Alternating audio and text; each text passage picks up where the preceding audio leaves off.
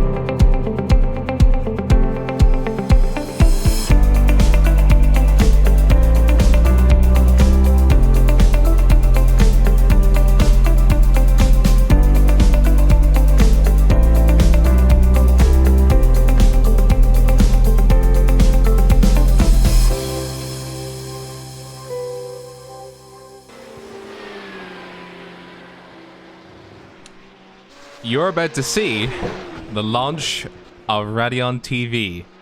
And here it is, folks. The website where you can actually see. Look, there I am. Oh my god. Radeon TV has launched its own website, and it is radeon.tv. But enough about that. What you came for was this. A car going around in circles. And that's what we're going to be doing for you and showing you today. Welcome, everybody. It is round 5 of the iRacing LeMans series. Watkins, Glen of the classic boot. It's a nice, chill sunset day. And on screen you can see a little Marius going around in style. Well, you did. And now you see this man. Will Lyons. Top split of the iRacing LeMans series. Around, I think one of the most GTE friendly fields. Or tracks, as it were. But, as always. As absolutely always. I'm joined by the man himself. Who goes by the name of King, Craig. Craig, how are you? Hello. I'm good. I haven't been called King Craig in years. I love it. The power I've got. I love it. I'm doing fine, thank you. And for the just pre-warning, I have been held at gunpoint. No American accents. Might be a Ford race. Might be American. I'm keeping completely British this week. Hip hip tally ho. Good. Good. Because you made it onto Rents Defense's highlights, didn't you? I might have done that myself. You know who else made it on a top 10 this week?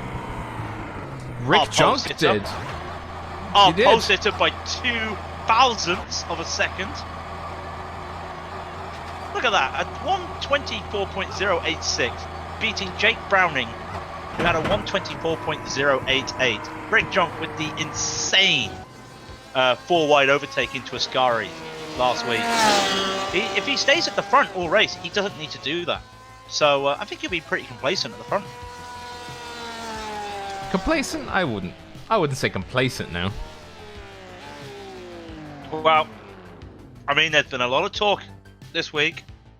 Something happened. Can't talk about it. Got to keep impartial. But it's nice to see the Porsches at the front of the LMP1 at the moment. The top 3. And the best thing is there are, put it like this, the only 3 Porsches are first, second, and third. As you've got Rick Junk and Jake Brown, who we mentioned, and Benson and Meffy with a 24.631. And behind them is Paddy Wolf in an Audi. There's a question if he would actually go ahead and participate in a Audi or a Porsche, and I think they said just participate in the Audi. Yeah, no. I think he's struggling a bit getting used to it. It's a we both know ourselves. The different bit of a skill set for the Audi compared to the Porsche. Extend your braking, a bit more braking. You get all your energy in your hybrid there from braking in the Audi. So different way of driving as well, from the fact that it's got 5 gears with an imaginary 6, and the Porsche's got 7. Who needs more than 6 gears? Come on now. I mean, NASCAR drivers only have 4. Yeah, but NASCAR drivers are weird. Thanks, you should call me weird. Yeah, right, you're weird. I know. So I've mentioned the top 4 for the LMP1s. I'm just go to the HPDs while we're there at the moment. Francisco Florinoni is pole, a 131.611. Behind him is Max Bartolotta with a 32.017. Just behind him, Jochen van Zwielen. I hope I said that right. A 32.024. So the top, second and third, pretty close. Paul Darling just behind them with a 32.229. So I always say, hey, the qualifying's really close in the HPDs, and then they all just split up and there's no racing. So fingers crossed this time. Well, there was almost a double-digit set of HPDs. There's 9 of them, so it is going to be quite a nice race, I would imagine, anyway. Over 220 sign-ups for the ILMS this week at Watkins Glen for the broadcast race. Great numbers to see. You've stalled because you want me to try and pronounce these names from the GTE class, don't you? yes, Gaianis Trudakis. How's that? Gaianis Trudakis. Oh, a 39.422. Behind him in look second. Who we have. Behind him in second. Who? What? Look at car number 21. Oh yes, I have noticed that. The back of a 40.804 Andy first. P2, I want to get these names right. Doyoshi Sajon. I'm pretty sure that's Greek. I apologise. Sajon. A 29.662. And Asaurus. Oh, kill me now. Sorry. Estolas Kyogosu with a 39.732. Just pipped it by 4,000 of a second. Mateus Naliska with a 39.736. So, again, close with the GTEs. And also, top 4. Well, actually, 8 of the top 10 are driving Fords. 8 out of the top 10. This is the repeat of what we had at Monza last week, where it was just Ford, or is there actually more sprinkling around? No. I don't think it is, if I'm honest. There's 14 cars. As I look, I would not be surprised. There's a BMW and a Porsche at the back. So, yeah, 5 out of the 14 GTEs are not Fords. So, yeah, that's interesting, I must be honest. I think it's one of the few tracks, by the way, that one of the few tracks that has a full lap pace lap for these guys. I think it's because of the ovals guys that come around here. They do a full pace lap as per tradition, really. No, I think it's a case of it's an old format because they've never updated it. So they just do. I think that's why it is, because it's like Road Atlanta, full pace lap because it's an old track. So that might be the reason. But as you notice with ILMS, there's no bus stop this week. ILMS do not run the bus stop compared to IMSA, so expect a very long straight, which could give some Fuji-like performances there. I like that, Fuji-like with the long straight. So you come up the S's, and if you get a good slipstream out the S's, it's going to be an overtaking chance. I would like to say, by the way, if you are a fan of VODs, we do have a YouTube channel now. We have a YouTube channel to store the VODs that we record, and they're going to be in higher quality, and you can watch them back at your own leisure. Links will be put in the chat at random intervals. And according to the booth from Coin, the ILMS ran the bus stop around here during the first ever ILMS season, so... Wow, I like the bus stop. I imagine the prototypes didn't. I can imagine. So, the LMP1s are hitting the hill at the moment. I don't mean their foot, I literally mean the hill corner of the track. Any prediction? Because I can see the Audis just overtaking some of these guys at the start. I might it's going to be a Paddy Wolf. I'm waiting for just carnage going into turn 1. Oh wow, so let's just have a quick look while we have a look at it. The HPDs are 5 seconds behind the LMP1s. The GTEs are 17 seconds. That's going to be 17 seconds behind the HPDs. That's going to be an error, but it's not. That's insane. As they come around, they are coming around the final corner onto the start-finish line. Go ahead, Craig, send us off. Here we go. It's Rick Jock, and Rick Jock just takes off straight away. Just keep an eye on right now. The HPD, Paddy Wolf wants to make a move. He takes one of the Porsches, does not take the other. Rick gets into it straight away. Looks a bit of side by side. No, one car going wide at the back there. I'm not sure who that is. Rick Jock takes it and go up to the hill. Now we see the straight. Now we see the pace difference right here. What will Paddy do? He's got a third place. Is he going to make a move? At the back there, there's another Audi. It looks like to make a move on Benton Mephi there. That's Ruslan Baramidkolov. He will not make the move. Paddy wants to go side by side. Goes round the outside of Jake Browning. Cannot stick it. He's gone too wide. And now Rich John's also made a mistake. Browning's going to go on the outside. Outside now 2 by 2 as they go around to the little corner here. Now hitting the boot section. Paddy Wolf is boosting like a madman at the moment. He is just going for it. He takes an overtaking move there onto Jake Browning, and he wants more. Side by side they still go. Oh, this is side by side action. Oh, this is exciting.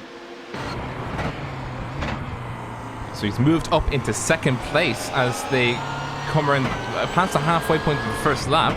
There's been no accidents in the LMP1 field. They've all, well, there've been mistakes, but there's been no huge accidents going into turn 1, and that's what we like to see. A nice, clean start to the race. An exciting one, though. Very, very clean all around the rest of the field as well at the moment. As Rick Jong somehow keeps his first place at Paddy. When he said keep an eye on Paddy, he's coming round to start the first lap. Look at Paddy, it's like a shark, it's Jaws, where's the music? Just completely taken third place. In just over a lap, he's gone from 4th to 1st, and he is now going to use that tractor and just go sayonara to Rick Jong, and it's just going to leave him. The only way Paddy can lose his position right now is if he gets held up by 2 GTEs. Is that too soon? By the way, just as the curse from the pit box, as soon as we said that there was a clean start to the race, crash. Yes, there was a crash, and the poor poor man. There's going to be a replay of the crash. Do not worry. I've just seen it. Oh dear. Ooh, I see the man that's had it. This man here. There's just a replay of the damage to the Iron Brew car. This is Will Lyons limping back into the pits. There's huge amounts of damage on that car. Let's see if we can get even further backwards. Have you not seen it? Oh, here we go. Coming around the far. Ooh, and he gets rammed off the road. Yeah, by Rick Boyd Sturban, by the looks of it. I think he just wasn't expecting it. He was trying to outbrake the guy beside him. Who was that he was fighting right beside him? That was Alexander Chikako. And I think he just missed up his braking full stop. And yeah, just went to the back of him. Actually, all of them actually got held up there because Jacko went onto the grass, and then I think the guy next to him went onto the grass. So 3 of them, a lot of them, still chasing behind the HPDs at the moment. And we've also had an accident involving Josh Mills. He's looped it coming onto the second to last, and he is now in the pits. He's got massive amount of damage to the front left of his car. Oh, what's happened here? He's lost the... Has he lost it there coming up to... Yeah. He's lost the car coming back onto the main part of the racetrack. Oh, he's just clipped the grass coming off there. And then in recovery, he gets collected. He's having to do an Austin Powers almost. And just out of nowhere on the racing line, just collides with Joshua Jablonski. Oh, that is horrible. Jablonski does a full 360. Thankfully, collects nobody else so they can get back on the other line. But Jablonski's got no front nose now. And he's in the pits as well. So as they cross the start-finish line to lead onto lap 3, it'll be Paddy Wolf in the lead with Rick Jonkin second, Jake Browning third, Benson Mehi fourth, Ruslan Barnkulov in fifth, Connor Pearson sixth, Marius Danhausen seventh, Marshall Hubert eighth, Alexander DeJaco ninth, and Rick Verbison in 10th. Yeah, and as you say that, Baralimov takes fifth place from takes the position from Pearson, as you were saying that. Paddy Wolf's gone faster with a 126.1. Just to keep an update on the rest of the field, because there is more than just that. Pretty much unchanged at the moment. Francisco Ferranoni is holding off Jochen van Zwielen, who's made up a place to start the race and is half a second behind Ferranoni. Jochen could be making a move as he go up to the hill right here. I don't know if he's got the slipstream. He might be a bit too far back. Let's just keep an eye on it at the moment. It's not going to be enough now. He's losing time up the hill, so he won't be able to make a move on the straight at the moment. In fact, he's actually losing time to Francisco. That's interesting. Obviously, that must be a setup there because I haven't seen any damage to them. GTEs, again, unchanged really. Chodakakis still leading. Kisaoku has taken second place from Sajon, and that's how I'm going to roll with it. I apologise.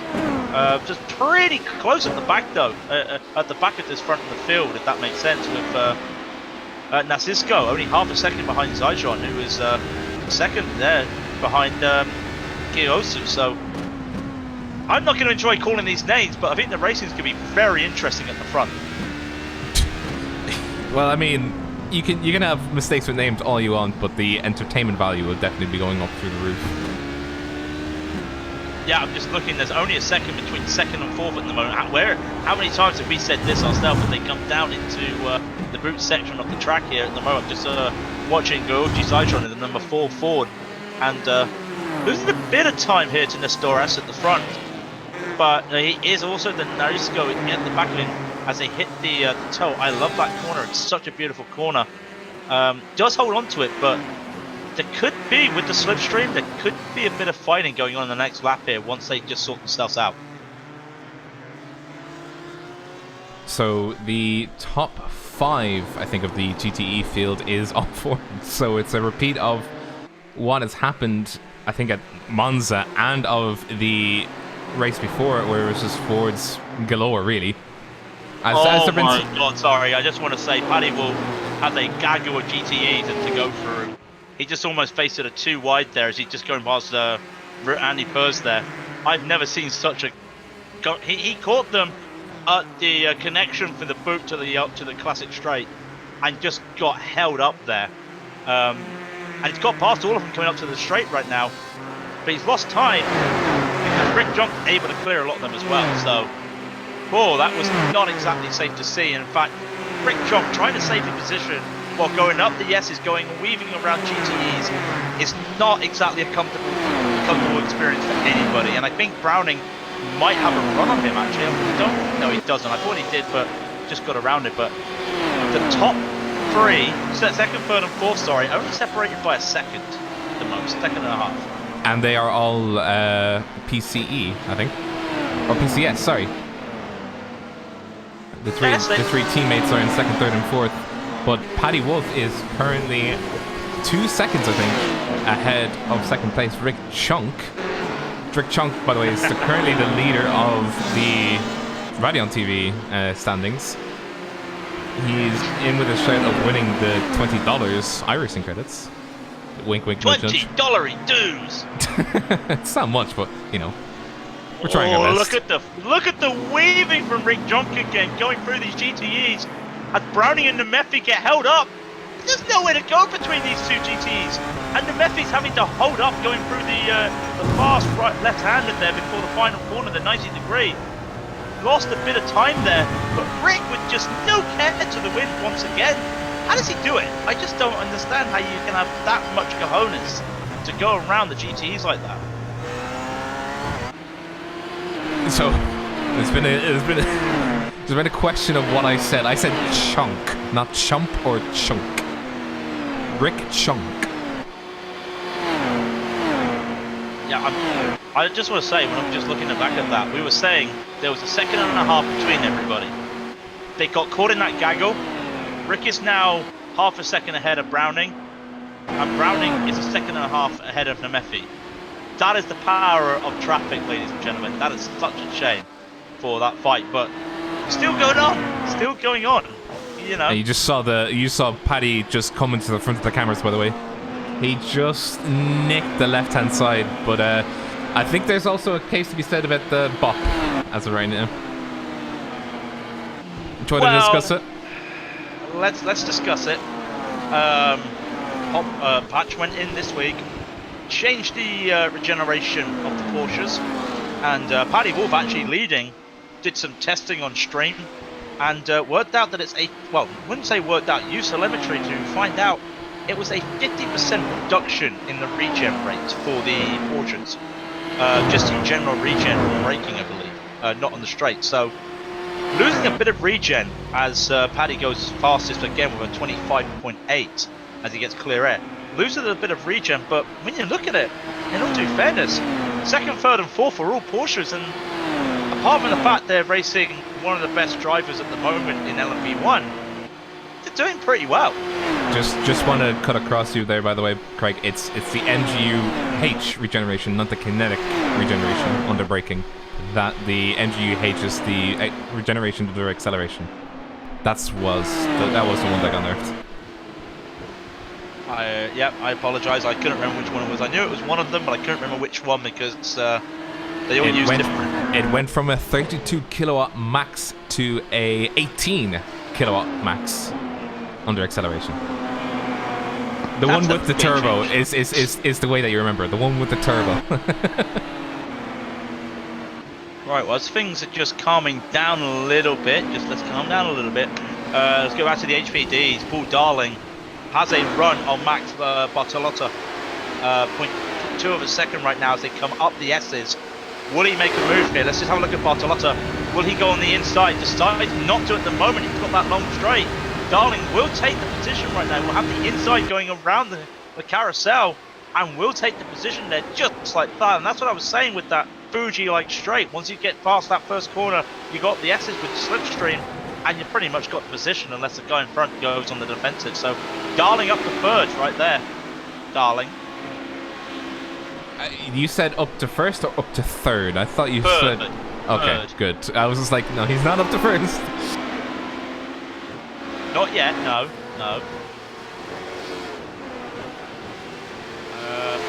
Putting down the GTEs as well. Luigi Saijon still half a second behind Nestoras there, so maybe coming out this corner, but of course it is a forward fight here, so it's just like that HPD battle. It's going to be a battle of attrition right here with Slipstream, and I think Saijon might not be able to do it right now. He's 0.4 going up the hill, going up the S's. Yeah, he's not going to have a move on here right now. It will have to be a dive bomb, but I cannot see it. He might be able to do it if he had stuck behind him, but he had slipped out. I don't think he's going to make it unless he... Ooh, he might... He's given an inclination that he had thought about it, but he is not. And Kiesglu is not even going to try and make a defensive move because he didn't need to. But no, it's going to be a quite tight race between these two, I think, for the next little while. Yeah, I think Saijon's just happy to just stay behind. I think he lifted a bit there before the braking, so he's just going to be playing a fuel battle right now, waiting for his moments and just be happy with the fuel. So that'll be interesting to see. Not really any other battles I can see at the moment down the field. Andres Delgado is half a second behind LeMans. That's for 5th place. But and then ahead of him is Naisco. So about a second and a half between 4th, 5th, and 6th at the moment. So the battle for those places off the podium at the moment is going to be heating up as well. But apart from that, I don't see, or is Andy Purse making a move? Andy Purse, what's that? 3 wide? 3 wide? Did I just see flicking onto Andy Purse? And now 2 wide into the kink, as I like to call it. What did I just see? I'm going to have to watch that back. What just happened there?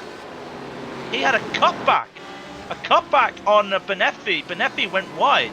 And at the same time, Andy Purse has another car beside of him. That's Jerome Delacourt. So somehow they made a 2 wide into a 3 wide, and everyone shuffles up one place. What on earth was that? Have you got that on replay? We just did a replay, by the way. That's an amazing move by Alpha, but Delacourt gets it again. And I mean, you could argue that's some top 10 stuff there with that move. And they're still battling as we go back live. They're still battling. Andy Bird, 0.3, won't get the move at the moment as a HVD comes beside them, and that's Van Zulen. Just slots himself nicely in there, into between the two of them going down the carousel. But Andy Bird is on the charge. Started at the back of the field, made up 5 places, same as Delacourt at the moment. So these two, they could just ride out together and just be fine. The HPDs are coming all around them. I thought that was a jumbo livery. It isn't, but he just came around on Andy's left-hand side, coming around the second carousel, coming up the hill. And there's another HPD that lunged on his inside. This is some very planted maneuvers by the HPDs. They're not causing any accidents at all, but they are very a bit spooky. Very spooky, especially in the position they are having to hit the brakes there. Alexandre, as he's coming around, he cannot make a move. Still tapping the brakes. He's just having to wait behind Delcourt. I say Della for some reason. I apologise, Jerome. And still though, the gap is only 0.4 as another HVT comes beside Andy Purse. I mean, he's just getting everything at the moment. He's getting the butcher, the baker, and the candlestick maker. Yes, you heard death.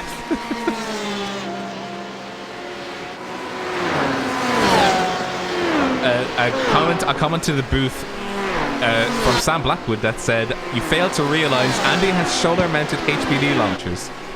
It's good to know. I have seen his streams. He does have big shoulders. That's all I'm going to say there. LeMans just flipped over to LeMans there. Had a little bit of a moment coming down the hill there, hit before he got to the toe. Just caught the grass there and went slightly sideways. Doesn't lose any time there, but that could have been difficult, I must be honest. But the back markers of the GTEs are being met by the HBDs now, and also the P1s as well. Oh no, behind Paddy! them. Oh, Paddy Wolf has just got in between them. I mean, we see this regularly. The second time round for the LMP1s, they always hit the GTEs at the same. The LMP1s hit the GTEs and the HPDs at the same time. Not having to make too much of a move here, but I'll tell you what. Oh, there's been contact between Andy Purse and a HPD. There hasn't. No. There has. Instant replay. Boop. We're going to have a look. He's just coming around to the third final corner at the NASCAR Cup Series sign. And the HPD rams into the back of him. That wasn't even Andy's fault. Andy was just holding the inside line of the corner, and the HPD flashed him. Oh, there's a car spun out in front of him on the replay afterwards. What was that? Another car's gone out, and it's Alberto Torrado. What happened to Torrado? Oh, he clipped the grass going into the last corner. Torrado's hit the wall. That's going to be another position. A little bit of damage as well as they come by. There is a huge gaggle, though, when Andy Purse got by there as well. Oh, when you see the number 29 car just clipped. Oh, and he hits the tire wall at a quite fast pace. I think that screwed the car. Delcourt spun. Delcourt spun up the carousel. Just happened there. Just lost the back there and just spun out in front of Andy Purse. Jones, and those two having a great battle there. It's over by just a movement from Delcourt there. And still the onslaught of LMP1s just race on by on this small track. Actually, Rick Jones lost second. How did that happen? Just another quick replay. That's Rick Jones just having a replay on the straight. And it's Jake Browning on the outside. And he's just got so much speed that Rick's got no choice but to just hold back. So Rick loses second place there to Browning, the pole sitter. Lost another spot right now. Needs a second and a half behind his teammate Browning. There you go, that's how it things. It is Scully this is talking all with us. going on. I don't know where to watch. I forgot to say that the that we are the broadcasters. Myself, Hold on one Robert second. O'Brien. Sorry, there's been an overtake for second place in the HPDs. And Paul Darling takes over Swelen, and Bartolotto also takes third place. Swelen, from the course of one straight, has lost 2 spots. Does he have damage? I don't think he does, but he's just lost some time. His setup is not very good on these straights right now. But that, yeah, just a couple moves there for second and third, as the top, as second, third, fourth, and fifth are separated by a second. As they're still navigating these these LMP1s going around them, as Jake Browning just comes up the side. Sorry to interrupt. But yes, it is. They were asking if Craig King. Oh, and as we see, I think that is the pairing of Rick Jonk and his teammate, as 5th and 6th place go side by side coming around the second 180, coming onto the second final turn. And that, I think, was car number 35 making the move on Joachim van Gielen. Don't think so. 35's quite a way back at the moment. I mean, you might be looking at something else. 35 is 1.5 seconds behind them. That's Domalaski, as he sees another car go by him. I don't know where to follow this action at the moment. Rick Jones in the wall! Oh, he's been collected from an HPD going up the S's. And he's in the wall. No, he's collected himself, sorry. He's hit the curb and collected himself. We have it on the replay. He's coming into the first turn, nice and clean. Let's have a look at the gyro in the cockpit. Let's see what happened. He comes around the outside of a HPD. That is, I think, oh, there's a little slip on the inside. And he hits the curb on the inside of coming up the hill. And he just loses control and hits. I think that is... What car is that? That is... Ooh. It's a HPD nonetheless, but I'm not sure what number car it is. There's some huge damage on his right-hand side as he... That was the third place HPD. That was Bartolotta. Bartolotta was got damage. He has loads of wing damage. I mean, this is how much wing damage he's got. A Ford is about to overtake him. LeMans is just taking a position. And Bartolotta has gone all the way to the back of the field here for the HPDs. Not a great place to have an accident, but just a weird mistake there from Rick Jonk. Oh, and Bartolotta's just made contact with another GTE. So GTE just came around him and hit him. That's going to be a position. That's going to be Delgado there, the number 9 car. We're just having another look, by the way, at the gyro of Bartolotta as Rick Jonk makes the mistake on his inside. And ooh, just a sandwich as he was coming up the hill. Nothing Bartolotta could do at all. And now he's in the pits, I think. Yeah, they're both in the pits at the moment. And there is... Hey, was that a... I'm just watching. Was that a HPD I just saw go past Connor Pearson, just spun out? Yeah. Actually, that's P2, Paul Darling, losing it on the little S, on the little left-hander before they go down to the boot. No serious damage, but he does lose a spot to Alexandre there. So you saw nothing. Fucking wow, windows. This is crazy. And Darling now is actually fighting for P3, as Domoratsky is right behind him, 0.3 behind him. and it's going to be a slipstream battle. Thankfully, Darling does have Paddy Huber is in front the of him. Audi, yes. So, wow, this is just going absolutely crazy. Everywhere I look, something is happening at the front of the field. Nobody wants these P3s just at the top 3 position. Anybody want them because they're all blowing it away at the moment. And Domoratsky actually, no, he won't get a run at the moment. Looking at it, not going to try it. Domoratsky just holds back here, but he does have to run now as Darling not got enough gap for the slipstream in front of him. So Domoratsky, I love saying that name, sorry, Domoratsky is actually heading up the hill right now, losing a bit of time. Can he get some slipstream on Darling? No, he pulls out of the slipstream. So Darling's going to save P3, and he's back on the hunt to try and get P2 back. I had technical difficulty and they caught it. Goddamn. Never saw it. Yeah, it's on nothing. Sam says that's the first time you've pronounced something right, by the way. Domoratsky. You pronounced it right. Well done. A clap is in order for him. So everything is going crazy right now. I mean, there are gaps and there are gaps. Let me just say this right now: is that Florinoni is almost 10 seconds ahead of the rest of the field in the HPDs. So basically, the battle right now is for second, third, and fourth, and there's a second and a half between second and fourth. And then between them, there's like, well, 3 seconds behind them is P5, and then 12 seconds behind them is the rest of the field. So it is turning out to be a great battle for the HPDs, finally. And then the GTEs, we haven't forgotten about the GTEs. Nothing's changed.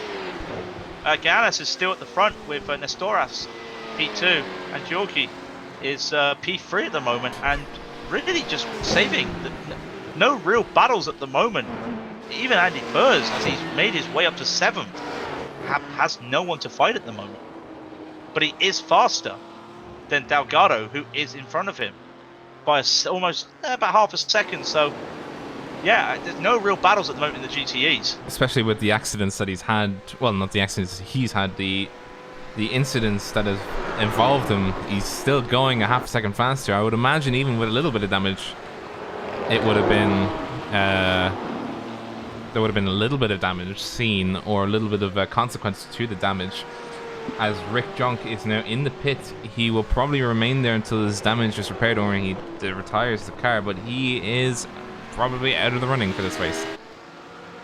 Yeah, I'll tell you what, there is some serious damage there because the wing hasn't even started to be bent back yet. So the magical carbon fiber, bendable carbon fiber, just not moving at the moment. So that looks like some serious damage for Rick. Wouldn't be surprised if he just decides to call it a day at one stage. It's a shame, but the way it goes, I mean, the biggest gainer from that is Connor Pearson.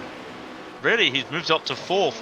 He just finds a way to just get in these top places by just doing nothing. I mean, that's not a bad thing. I have said that before. It's not a bad thing doing nothing. He just drives his own race and just keeps doing it. Risk-free, and it's fine. But he won't be able to take a top 3 barring a catastrophic event, touch wood. But second and a half in front of Huber could be an interesting race if pit stops go the right way. So, as far as I'm aware, the pit stops start for both the NMP1s and P2s, I think with 20-25 minutes to go. So, the more fuel they save sitting behind one another is the better for it. 20 minutes to go. Thank you, Sam, from the booth. So I was in and around the right range. That's what I meant to say. You got it. I got it. I can English. Just go back to our interesting battle, really fun battle at the moment in the HPDs.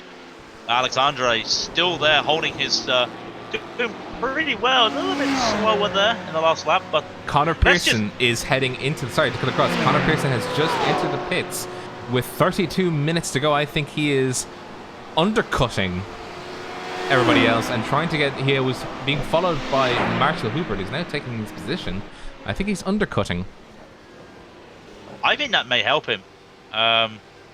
I mean, at the end of the day, like the traffic's just not playing out for you at the moment. So if you just want to just step back a bit, I think that's not a bad idea. He may, I think he may take 7th place when he comes back out here. I don't think he, I think he's far ahead of the 8th place Alexandra at the moment, but should be fine. No, actually, Alexander Jacko, no, he won't take it. He's 10 seconds, so that's fine. I just wanted to point out what I was saying about the HPDs. Delatraz Alexandre, 9 positions he has made up. He did not qualify, so he started at the back of the field and has raced to 2nd place. And bar like one mistake, like he's done that on pace alone. A little bit slow at the moment than Francisco. Don't think he'll be able to catch Francisco, but what a performance! So this is shaping up to be a really interesting week for the HPDs, as the 2nd, 3rd and 4th are all within a second and a half of each other. However, the lead car, I think, is Francesco Fianori, and he is, I think, about 10-15 seconds ahead. 9.5 seconds at the moment as they cross the line. Puts in another good lap there, 31.573. Just constantly, if you just look at his laps, apart from when he gets into traffic, they're all mid 31s, a couple 32s peppered in there, but he's doing so well. Oh, having to hit the brakes going up the essays. The GTE of Bendetti would not give him any room there. Not that he has to, but Fioroni there just having to hit the brakes there, lose a bit of time, but just not do a Rick Jonk. Sorry, Rick. Just keeps it safe. Wants to dive. Did he want to dive around inside the carousel there of Imliski? That was very brave, I must be honest. But no, keeps it alive still. The cursed chat liveries. The chat has cursed liveries. Have you not seen the Weeb livery that we saw? Which track was it? Was it the Nürburgring that we saw? No, it was Sebring. Oh no, it was Nürburgring. Sorry, yes, yeah, the cursed Weeb livery we saw at the Nürburgring. That was the worst. So, a couple HPDs in the pit at the moment. Marcin Ardronis actually takes 8th position from Mikel Etienne, sorry. It's the back of the field, but you still want to. They're still battling out there. Only less than half a second between the two of them, so that's gonna be fun. Actually, is that wing damage? Yeah, Mikel Etienne actually has some wing damage, so not sure where he picked that up. He won't be able to keep the fight going there because he's lost half a second on that straight alone, just from that. And also, Jamie Lee Myers pitted a couple of laps go, so everybody just going in there. Who's that? That's Domoratsky is actually in the pits, pitting early. Is that early, or is that probably a couple of laps early? Going for an undercut there for Domoratsky. Can this help him take that P3? But remember when we were talking about Conor Pearson doing an undercut? He spent 7 more seconds in the pits than Hubert, so Hubert is still ahead of him by 6 seconds. Must have been some under damage then, because in theory there shouldn't be anything that for him to do that. But these curbs are unforgiving, if I recall. So yeah, that's weird. 7 seconds. Not sure where that's come from. So that kind of ruins the undercut, I think.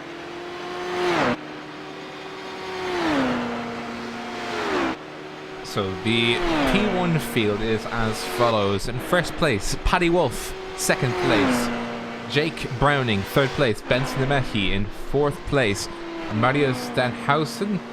Fifth, Rick Verbeisen. Sixth, Marshall Hubert. Seventh, Conor Pearson. And eighth is Alexander De Cecco.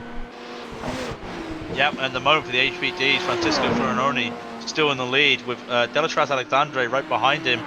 Paul Darling is in fourth, and Jochen van Zwielen just making a narrow pass there on a GTE there, is in fifth place with Domoratsky, who did hit, is actually down now. Sorry, he is not fifth anymore. He is sixth as Luke Dowding takes fifth place for the HPDs. So the cars in the HPD field that have yet to pit are 1st through 5th. Every other car has now pitted, including 6th place Maria Holbeck. I think I'm hopefully pronouncing the last name right, because if I don't, I'm gonna get my knees caved in. Yeah, no, I think you've got that right there.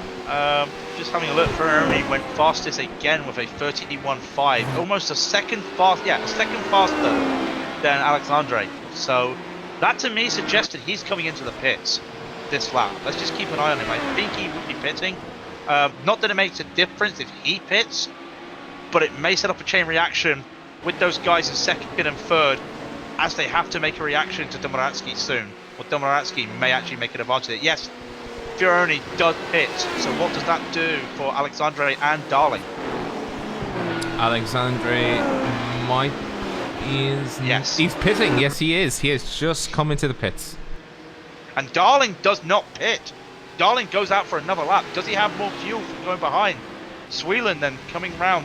Will he make the pit? Takes a line. Yep, he's going to go for the pits there. Nice little line there. So, 3 of the top 4 have pitted for the HPDs. Darling takes the lead of the HPDs in theory, as he almost kisses the barrier going up the S there, but nope, keeps it safe there. So, the question now is, where is Domoratsky in compared to everybody else? What's happened to Domoratsky? He's a bit slow, isn't he? What's happened? You tell us, champ. Oh, I thought he was a bit slow, but no, it hasn't actually. Van Zwielen, he goes past. Alexandre, he's 5 seconds behind. Not worked out for him there, has it? That's not worked out. He's slower.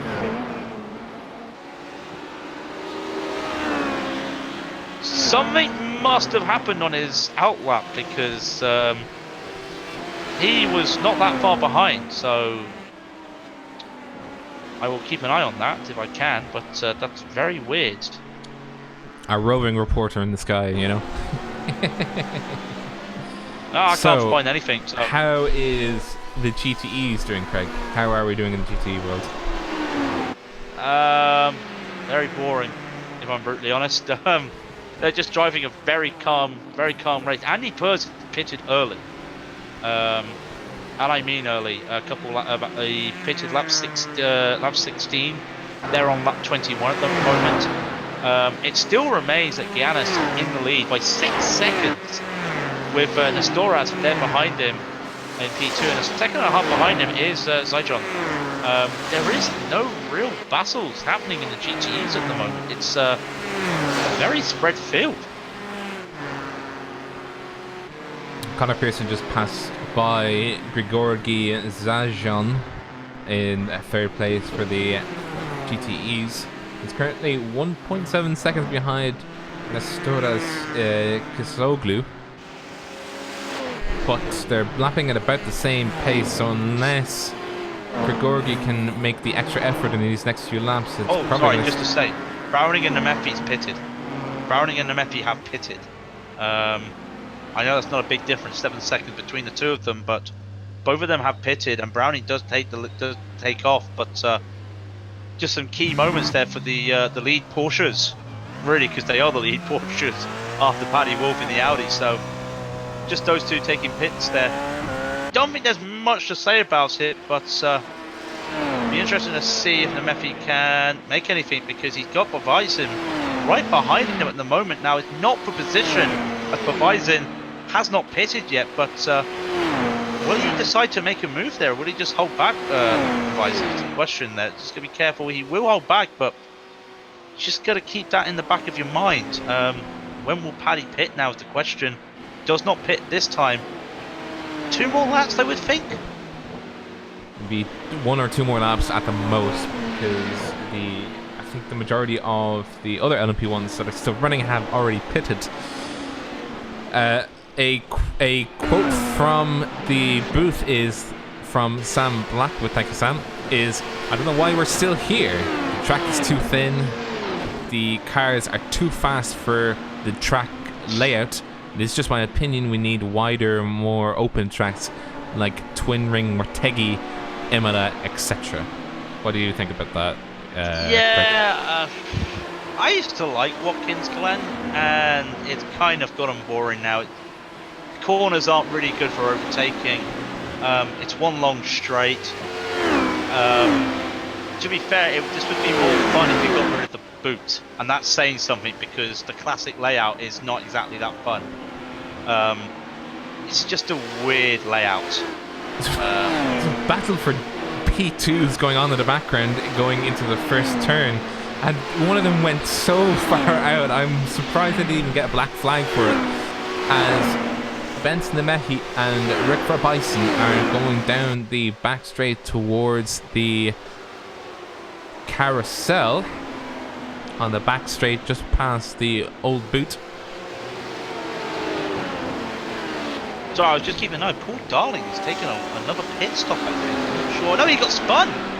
Oh, Paul Darling's in the pit because he got spun by Alexandre going into the carousel. What happened there?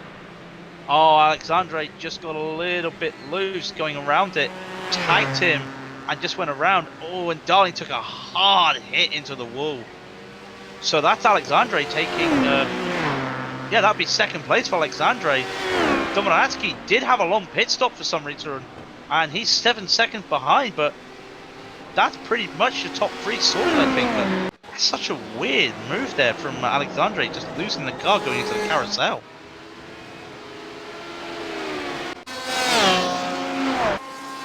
Not sure if you have it on replay or not. Trying to get it. Let's see now. He's coming around the carousel just outside of the P1s. Let's see now where he is. Did he just have a spin on his own, or did he... No, he got collected from Alexandre.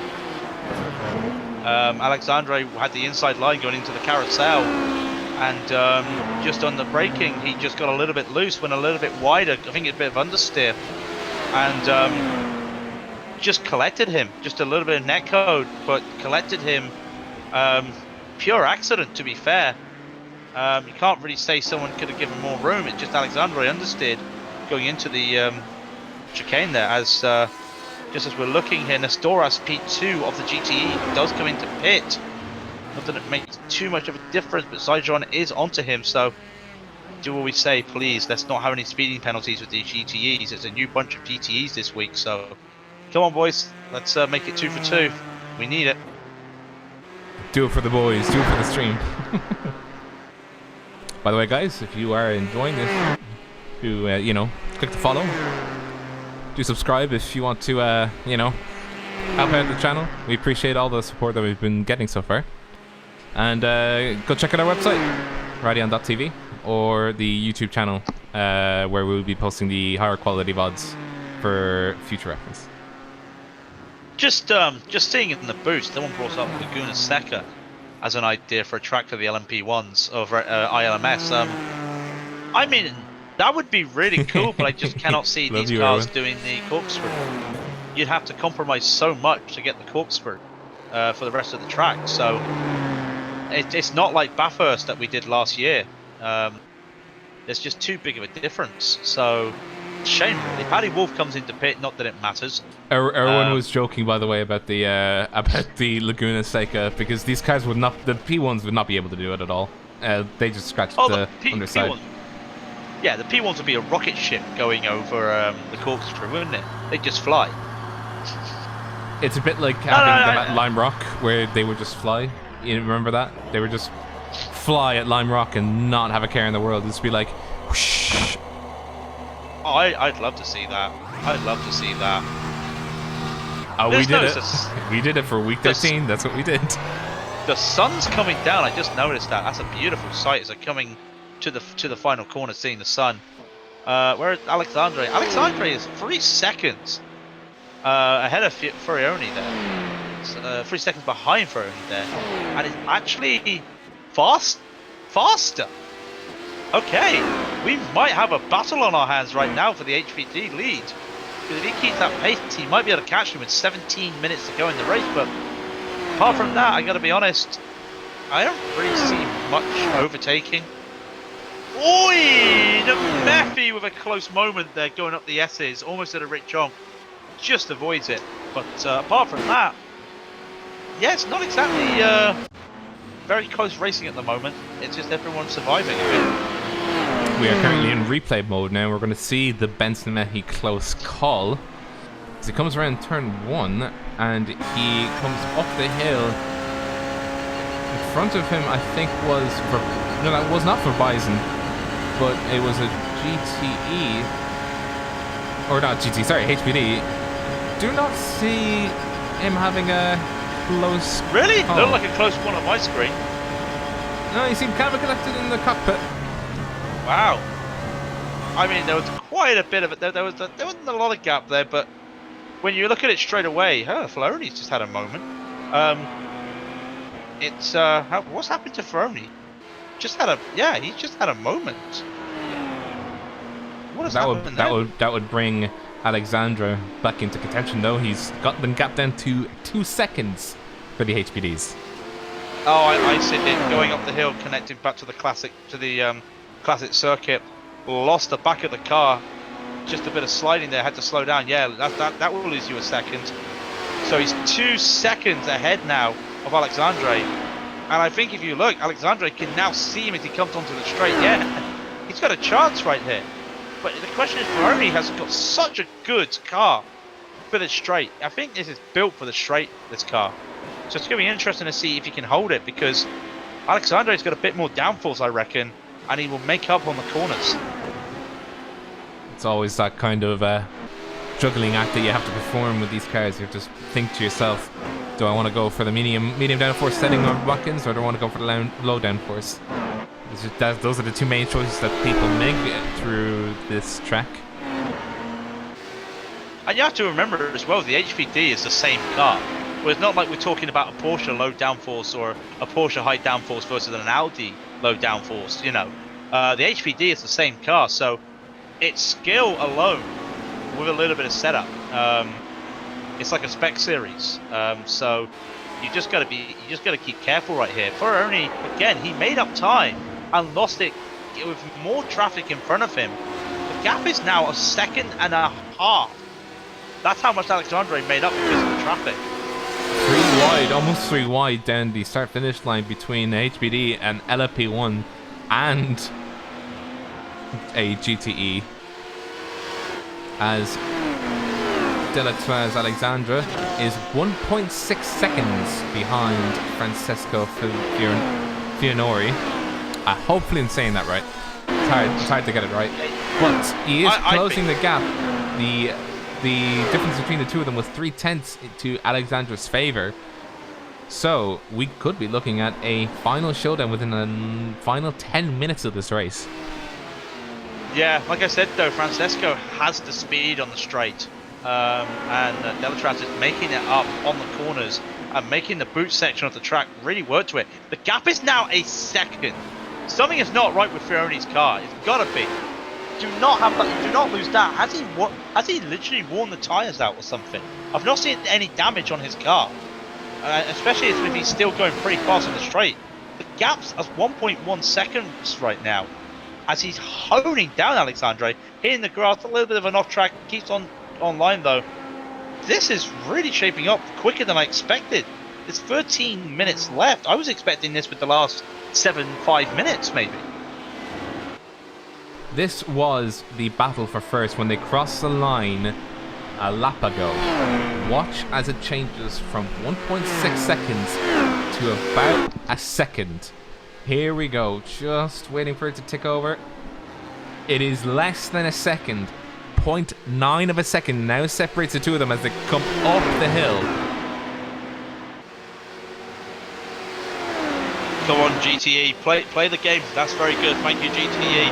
132.2 for Delatraz and 32.8 for Francisco there, as he's trying to get some slipstream right here. He's just on the edge, but it's not going to be enough going down the straight. But we have been saying that for the last 3 laps. I've been saying it's the straight where Francisco's making room. There's a slow GTE in front, having to go around on the grass there.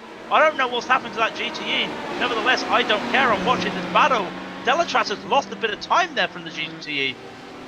Did I see Francesco go on the grass to go around that GTE? He did indeed. Let's have a replay of that in the gyro of Francesco as he comes around the carousel, and he saw it was a slow spun car!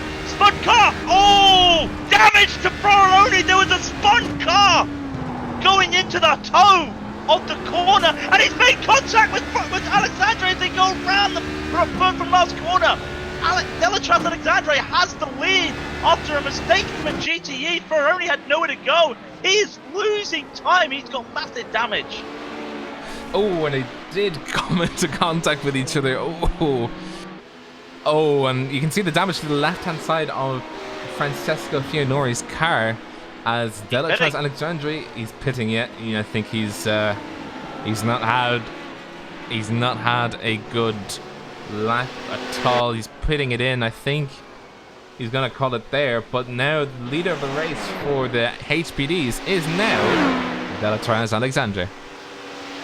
Yeah, Rafael Russo, the number 15 car, sitting in P11 for the GTEs, lost it going into the toe of the hill, of the track, and Fioroni, he was already on his line. There's not much you can do there at that moment. You seem way too late, and you're already on your line, and yeah, you're moments away from disaster. And I thought he only clipped him, and the amount of damage on the back of his car, I was really surprised. That was a lot of damage for what it. Oof, that was actually quite a hit. Wow. Not sure why you got wing damage there. It was should have been more side pod, but lost it. And then going up the hill, he's lost the aerodynamic and just a little bit of a kiss there on the wing of the wheels there of Delatraz. But that is a shame for the guy that had that race in the bag, and that's the way it goes. We do have a F to pay respects for Jamie Pirate, who I think presumably had an accident at some stage or another, and he has retired from the race. You know who's back out? Rick Jonk is back out, and he is battling for 9th place. Ruslan Baramivkonov is actually 3 seconds ahead of him. They have both come out almost at the same time, and they are going to have a battle for 9th place, 6 laps down from everybody else. It's going to be fun. Lessons from Sam Blackwood. It's Bayramkurov. Oh, Baramkurov. Okay, fair enough. I was close. I'm quite happy with that. We need to get him a translator or something. We need to make sure that he has an assistant at all times throughout the race. I was trying to find pronunciations as we were going, and then when the first one failed, I was like, I am screwed. Looking in the pecking order, I cannot see any close racing at the moment. There isn't, to be fair. There isn't. Apart from that battle for P10 in the LMP1, there's nothing, unfortunately. It's a shame, but it can't be helped. But I will say, let's have a bit of fun right now. Alexandre is coming up to the start line, so instead of doing LMP1, oh, he's blinking. Instead of doing the LMP1 lap around the track, let's do a HPD lap around the track, shall we? As Alexandre is coming down, breaking the 200 marker, 5, 4, 3, goes into third gear, coming around the first corner. He actually stays into fourth, sorry, I thought he was going to third. He's going up this hill, it's a bit tricky, keep blinking, come on. He's going up the hill right now. The S's as they call it, very tricky when you've got traffic side by side. On cold tyres, it is a struggle. It's into sixth gear. We're going to keep going by here. We're going to wave to the right now as we go past the bus stop, or as the Americans call it, the inner loop. Say goodbye to that. You want to keep your braking line just a little bit there as the tarmac changes. Going down the carousel. Lovely. Look at the speed he's holding there as we hit the boot. Coming down into the left-hander right here. The long sweeping blind left-hander. Hold it down. Really great for Porsches in the GTE. Going to be looking about the 100 marker here, just maybe a bit before it, down into third position, up the hill right now, onto the toe of the track, up over onto the bridge right here. That's a blind corner as well. It's a little bit hard going up the hill. Over the little crest right here, break at this little dirt mark here into the heel of the track.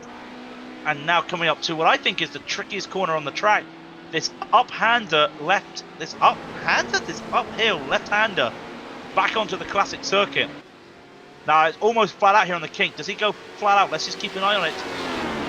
No, he does lift a little bit for the kink, just to cut it onto the 90 or for the last hand of the corner, and that will give you pretty solid, pretty considerable. Let's see what the time is. It's going to be a 33, I reckon. 32.161. I'm wrong. An uphander. That should be a clippable thing right there.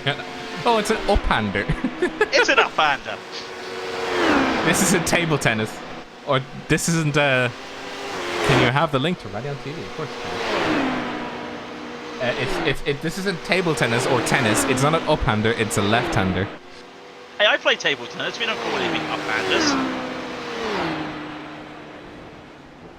But I thought to myself, you know, we usually do the lead at LMP1, but I think this time let's give some love to the old HPDs. They've given us a really entertaining race this week, so I'm loving it. I mean, GTE, step it up.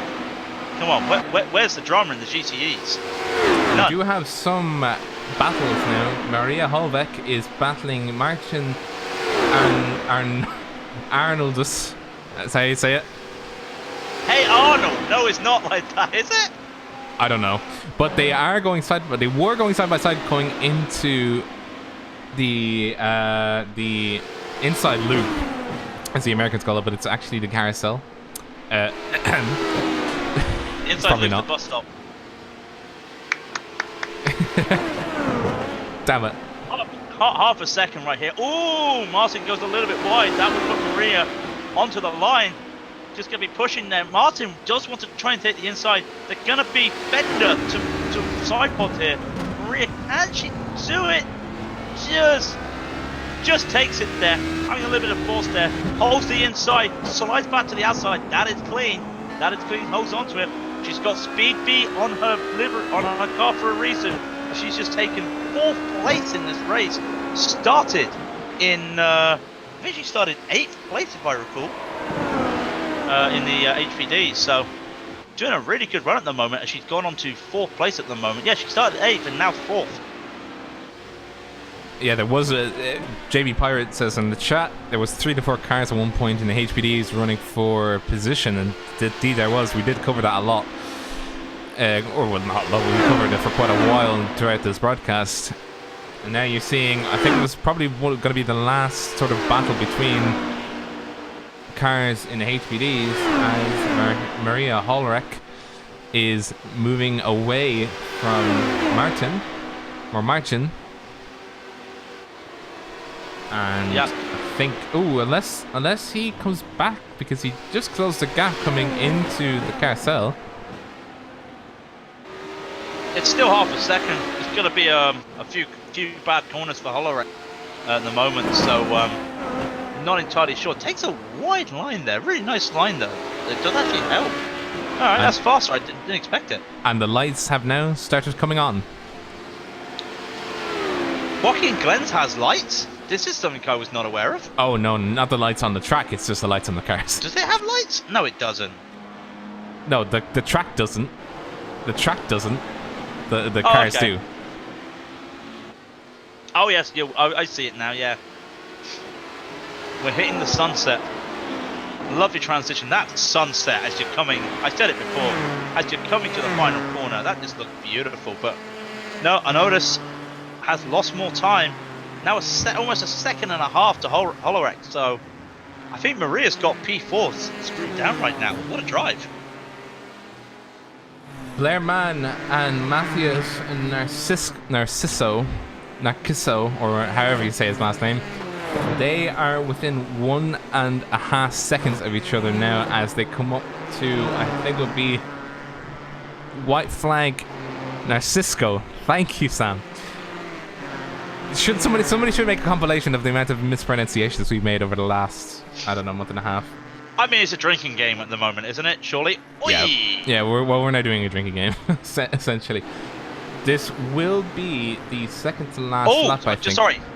I just want to say there has been an accident between Andy Pers and Jerome Delcourt going into turn 1. I I did wonder what happened there. They both went into T1, and who's the one that gave up here? Well, oh, Delcourt, as they come off the back off the little runway there at the exit of turn 1.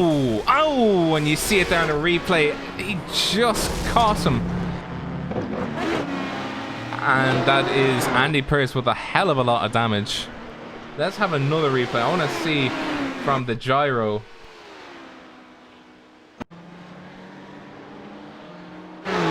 Of Mr. Pearce himself. Where is he? James Delacour comes onto the escapement ramp. He hits the grass. Oh, and Andy tried reassuming the line. And there you go.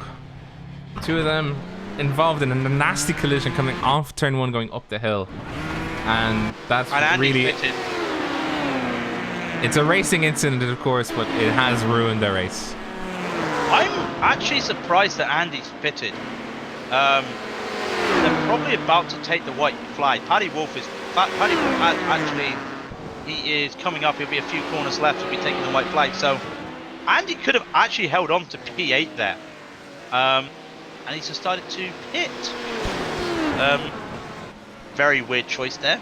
I would have stayed out with the amount of time left. There was only a lap and a half left to go, so lost a bit of space for that though. But yeah, Paddy Wolf will come around. There is 25 seconds left on the clock. He will cross the line. Oh, this is going to be tight, isn't it? Cross the line with 15 seconds on the clock. So this will be the white flag, and at the same time, 11 seconds ahead of him is the leader of the GTEs. 9 seconds ahead of him, the leader of the HPDs. Are we going to see all three finish at the same time? Maybe. That'd be fun. Paddy having a blinking moment there for about 4 or 5 seconds. Was panicking a little bit. Yep, now 7 seconds up ahead in the road, so will they go for the overtake to take this or not? Will they just decide, we'll wait, but it's going to be interesting. I think the GTEs might get caught.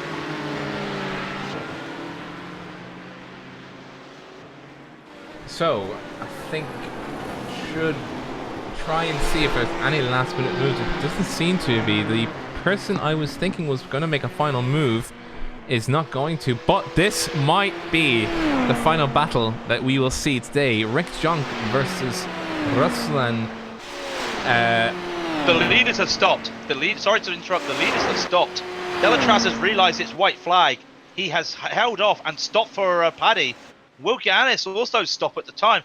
Hits onto the brakes on the last corner. Giannis will get overtaken. The checkered flag will come out, and the first 3 cars to cross will be the leader of the LMP1, Paddy Wolf, the leader of the GTEs, Giannis Chodagas, and the leader of the HPDs, Delatraz Alexandre. I messed that up. You get the idea. The winning cars in each 3 class all cross the line at the same time practically. There's your race, and is there any more to go? Jake Browning going to cross the line. Will take P2 over on the race. The Mephi will also just come around with a little bit there. Rick Junk will be coming around. Sorry to interrupt. Rick Junk and Ruslan are still fighting between the two of them, I think. Yes, they are. They're still fighting. Coming around. Will Rick Junk have enough boost to come around the Audi of the car number 7, Ruslan, as they come across the final corner into the start finish line? No, they don't. And Rick Junk did not claim back 10th position from... He did not claim back 10th position from... Oh, and has frustration. That's frustration. Just wanted to point out, that was his fastest lap in the race as well, at 26.2. Jake Browning went purple to finish the race. 25.5. So great finish there, but yeah, as Delatraz picked up there, last to first in the race for the HPTs. What a performance! Well, question to everybody down on the chat: how was that race for you guys? What did you think? How was the quality? How was our casting? Did we do good? Oh, we're dreadful. We're dreadful. Oh yeah, casters. we're Yeah, we're dreadful. We're pretty Yeah. But do you want to run through? Do you want to run through the top 3 of each of the classes? I sure can. I'll go backwards with the GTE class at the moment because to finish the race in the lead, started pole, finished pole. Giannis Chodatskis will take the win in the GTE class. Nostoras Kigosu will take P2, and Goroji Zaijon will take third place there. Pretty safe battle for all of them, really. It's only Nostoras there in P2 taking the position back at the start, taking P2 at the start of the race and kept it for the end of it there. In the HPDs, we were talking about how crazy this was. Winner of the HPDs, Delatras Alexandre, who started at the back because he did not qualify, takes the win in an action-packed field HPD class. Guillermo Domalatsky will take P2, and Jochen van Zwelen will take P3 in the HPDs. And at the front, the overall winners, the LMP1s, Benz Nemefi takes the third place. Jake Browning with the fastest lap as well takes second place, and your winner of Watkins Glen this week is the number 3 car of Paddy Wolf in an Audi? Huh? Who was your driver of the day? It's got to be Alexandre. I know it was action-packed. I know a couple of positions fell into his place there, but on pace alone, he was going to catch. Peroni, who was leading the HPD. So he had the pace all day. What a performance! That you don't just. You can say you get from last to first sometimes with luck, but you need a bit more than just luck to go last to first. He's definitely my driver of the day. According to the booth, Paddy could win an LP1 race in a tricycle. Yeah, I wouldn't. I mean, if they add a tricycle, I'd love to see him do it. But definitely, he is a very talented driver.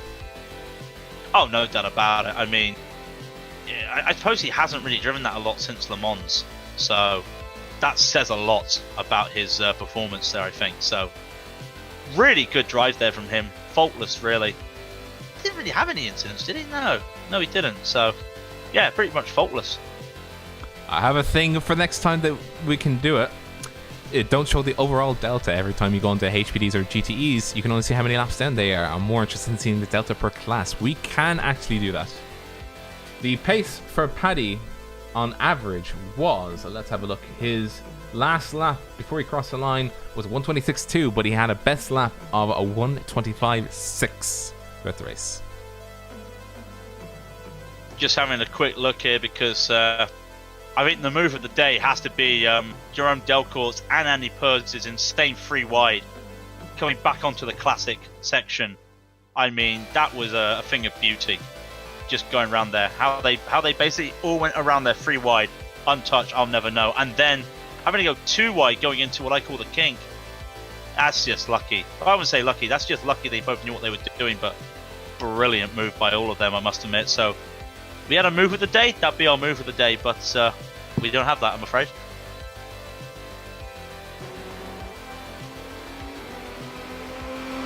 He's faster than Erwin's having a panic attack. He's faster than him. But I think we're going to leave it there. I do say so myself. But before we leave, just a note for you guys again. Website, Rally on TV, is now live. Give us the feedback. Give us your loves, your hugs and kisses. Or if you hate it, just tell us. We're hoping to expand it as best we can. Of course, with your support, we hopefully will stick around for as long as we can. The other thing is the YouTube channel is also online for the VODs. We will also be putting all of the VODs that we do here for the hosted races, if we do get asked to do hosted races, and the official broadcasts, well, officially unofficial broadcasts that we'll do. We'll put them on the YouTube channel. We're like that bootleg thing, you know how you get a band and you really like a big band and you get this merchandise, but it's just like off the shelf because not off the shelf, it's off the back of the truck because someone's just printed it themselves. That's what we are. we're the Del Boy and the Rodney of broadcasting. And with that, Craig, what will you say? What do you want me to say? Well, I think we have to say goodbye, Craig. Goodbye, Craig. It's a goodbye from me, guys. Hopefully you guys enjoy the rest of your weekend. Stay safe. Take care, guys.